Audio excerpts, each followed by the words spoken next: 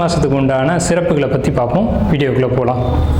மாசி மாதம் அப்படிங்கிறது சூரியனுடைய சஞ்சாரத்தின் அடிப்படையில் 11வது மாதமாக நம்மளுடைய முன்னோர்கள் அதை எடுத்து வச்சுருக்காங்க. மாசி அப்படிங்கிற மாதம் 11வது மாதம் அப்படின்னு எடுத்து வச்சுருக்காங்க. இது ஏன் அப்படின்னு கேட்டிங்கன்னா, இந்த மாதம் ஒரு புனித நீராடுறதுக்கும், முன்னோர்களுக்கு திதி தர்ப்பணங்களை கொடுக்கறதுக்கும், மந்திர உபதேசங்களை பெறுறதுக்கும், அதே மாதிரி பார்த்துக்கிட்டிங்கன்னா புதிய கலைகளை கற்றுக்கொள்வதற்கும் இந்த மாதம் ரொம்ப ஏற்புடைய ஒரு மாதமாக சாஸ்திரத்தில் சொல்லப்பட்டிருக்கு. குறிப்பாக பெண்கள் இந்த மாதத்தில் விரதம் இருந்து பூஜைகளை ஏற்படுத்திக்கிட்டாங்க அப்படின்னா அது அவங்களுக்கு தாலி பாக்கியத்தை மாங்கல்யம்னு சொல்கிறோம் இல்லைங்களா, அந்த மாங்கல்ய பாக்கியத்தை அதிகப்படுத்தி கொடுக்குது.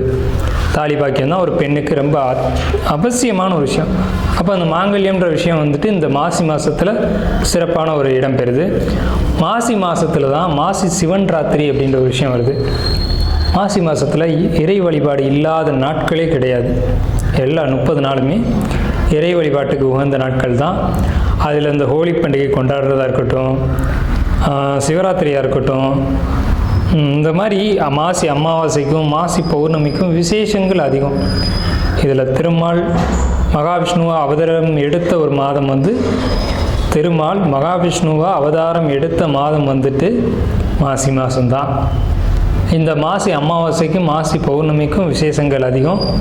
மாசி மாதம் வரக்கூடிய மக நட்சத்திரம் தான் மகாமகம் அப்படின்னு நம்மளுடைய சாஸ்திரம் விசேஷமாக அந்த ஒரு 12 வருஷத்துக்கு ஒரு முறை புனித நீராடல் அப்படின்ற ஒரு விஷயத்தை நம்ம மேலே சொன்னோம் இல்லைங்களா, அந்த விஷயத்தை கொண்டு வராங்க. இதில் தாக்ஷாயினி அப்படின்ற அவதாரத்தில் பார்வதி தாயார் அவதரித்த மாதம் இது. சிவன் திருவிளையாடல் செய்ததும் சிவன் அவதாரம் எடுத்ததும் இந்த மாதத்தில் தான். சிவன் தான் தன்னுடைய திருமணத்தை பார்வதி தேவியை திருமணம் செய்து கொண்ட மாதம் இந்த மாசி மாதம். ஸோ இந்த மாதிரி எண்ணற்ற சொல்ல முடியாத ஏகப்பட்ட விசேஷங்களை கொண்ட மாசி மாதம். குறிப்பாக சொல்லணும்னா 12 மாதங்களுக்கும் 12 தனித்துவம் வாய்ந்த சிறப்புகள் உண்டு. இருந்த போதிலும் மாசி மாதத்துக்குன்னு உள்ள சிறப்புகளை நம்ம மேலே பார்த்துட்டோம்.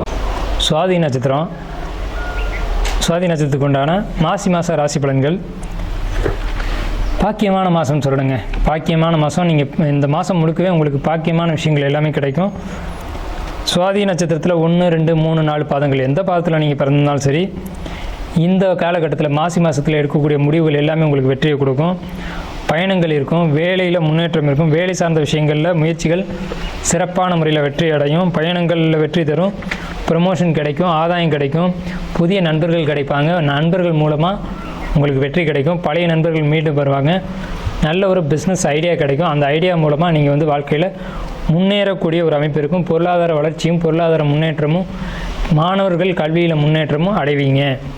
மருத்துவம் படிக்கக்கூடியவங்களுக்கு சுவாதி நட்சத்திரக்காரங்களுக்கு ஏற்ற காலகட்டம். குறிப்பாக சுவாதி நட்சத்திரக்காரங்க தான் மருத்துவத்துக்குள்ளே அதிகமாக இருப்பாங்க. ஏன்னா சுவாதி ராகுவினுடைய நட்சத்திரம் அப்படிங்கிறதுனால சுவாதியில் பிறந்தவங்களுக்கு இந்த மாசி மாதம் அப்படிங்கிறது சிறப்பான ஏற்றங்களையும் முன்னேற்றங்களையும் கொடுக்க காத்துட்ருக்கு. காதல் பண்ணக்கூடிய சுவாதி நட்சத்திரக்காரங்களுக்கு காதலில் வெற்றி கிடைக்கும்.